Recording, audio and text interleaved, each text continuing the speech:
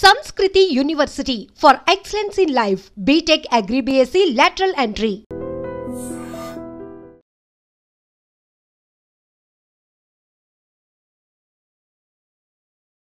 విద్యా బుద్ధులు నేర్పించాల్సిన ఉపాధ్యాయులు కూడా కీచకులుగా మారిపోతున్నారు.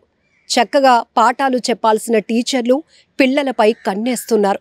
స్కూళ్లలో కాలేజీల్లో చాలా ఘోరమైన ఘటనలు మనం చూస్తూనే ఉన్నాం. లైంగికంగా వేధించటం, మభ్యపెట్టడం, ర్యాంకులు ఇస్తామని చెప్పి, లేకపోతే సబ్జెక్టుల్లో మీకు మంచి మార్కులు వేస్తాం, మీరు పాస్ అవ్వాలంటే ఇలా రకరకాల కారణాలతో వాళ్ళపైన తీవ్రమైన ఒత్తిడి చేసి లోబర్చుకోవటం, ఇలాంటి ఘటనలు కూడా చూసాం. మరికొన్ని చోట్ల టీచర్లే విద్యార్థినులపై అఘాయిత్యాలకు పాల్పడటం, అత్యాచారాలు చేసిన ఘటనలు కూడా చూస్తూనే ఉన్నాం. ఇప్పుడు లేటెస్ట్గా కర్ణాటకలో ఒక దారుణమైన ఘటన వెలుగు చూసింది.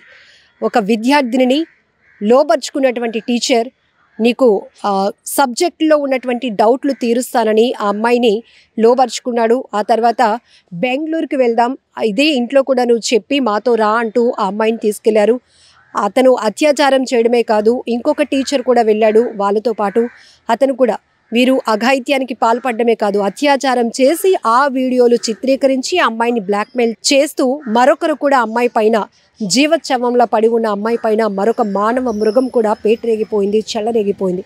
ఇలా ఒకరి తర్వాత మరొకరు అంటూ ఇద్దరు టీచర్లు, మరొక అతను కూడా ఆ అమ్మాయి పైన, విద్యార్థిని పైన అఘాయిత్యానికి పాల్పడ్డారు. అత్యాచారం చేసినటువంటి దారుణమైన ఘటన. అసలు ఏం జరిగింది, కేసుకు సంబంధించి డీటెయిల్స్లోనికి వెళ్దాం. డౌట్లు తీరుస్తామని చెప్పారు, స్టూడెంట్ పై అత్యాచారం చేశారు, ఆ తర్వాత వీడియో కూడా షూట్ చేశారు. కర్ణాటకలో తీవ్ర కలకలం రేపుతోంది ఈ సంచలన ఘటన. ముడుబిద్రే గ్రామానికి చెందిన ఒక కాలేజీలో 19 సంవత్సరాల విద్యార్థిని ఉంది.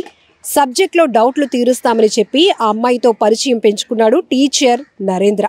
కాలేజ్ పనిపై బెంగళూరుకు వెళ్తున్నామని నమ్మించి ఆమెను కూడా తమతో పాటు తీసుకెళ్లారు నరేంద్ర, అలాగే ఇంకొక టీచర్ సందీప్ స్నేహితుడైన అనూప్ గదిలో దిగిన తర్వాత ఒంటరిగా ఉన్నప్పుడు స్టూడెంట్పై నరేంద్ర అత్యాచారం చేశాడు.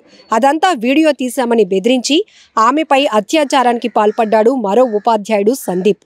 అనూప్ సైతం అలాగే బెదిరించాడు. జీవోత్సవంలో పడి ఉన్న ఆ చిన్నారిపై అత్యాచారానికి పాల్పడ్డాడు. ఆ ముగ్గురు మళ్లీ బెదిరిస్తూ ఉండటంతో తల్లిదండ్రుల సాయంతో ఫిర్యాదు చేసింది బాధితురాలు. మహిళా కమిషన్ సూచన మేరకు కేసు నమోదు చేసి నిందితులు ముగ్గురిని కూడా అరెస్టు చేశారు పోలీసులు. ఎంత దారుణాతి దారుణమైన ఘటన. ఈ మధ్య స్కూల్లో, కాలేజీల్లో కూడా పిల్లలకు భద్రత లేకుండా పోతోందంటే ఎటువైపు వెళ్ళిపోతుంది ఈ సొసైటీ? మరి పిల్లల్ని చదువు కోసం బయటకు పంపించాలా వద్దా? వాళ్ళకి ఎంతవరకు సెక్యూరిటీ ఉంది? పాఠాలు చెప్పాల్సిన టీచర్లోనే కీచకులుగా మారిపోతున్నారు అంటే ఇక తల్లిదండ్రులేంటి, విద్యార్థినులు కూడా వాళ్ళ భయభ్రాంతులకు గురవ్వాల్సిన పరిస్థితులు నెలకొంటున్నాయని చెప్పొచ్చు. ఈ ఘటన ఆలస్యంగా వెలుగు చూసినప్పటికీ బాధితురాలు ఇచ్చినటువంటి కంప్లైంట్తో ఆ విద్యార్థిని తల్లిదండ్రులతో సహా పోలీసులని ఆశ్రయించింది. కంప్లైంట్ ఇవ్వడంతో ముగ్గురిని కూడా పోలీసులు అరెస్టు చేశారు. ఇది కర్ణాటకలో జరిగినటువంటి ఘటనే కాదు, మన తెలుగు రాష్ట్రాల్లోని అనేక ప్రాంతాల్లో, చాలా రాష్ట్రాల్లో కూడా టీచర్ల వల్ల బలైపోతున్నటువంటి విద్యార్థుల భవిష్యత్తును మనం చూస్తూనే ఉన్నాం.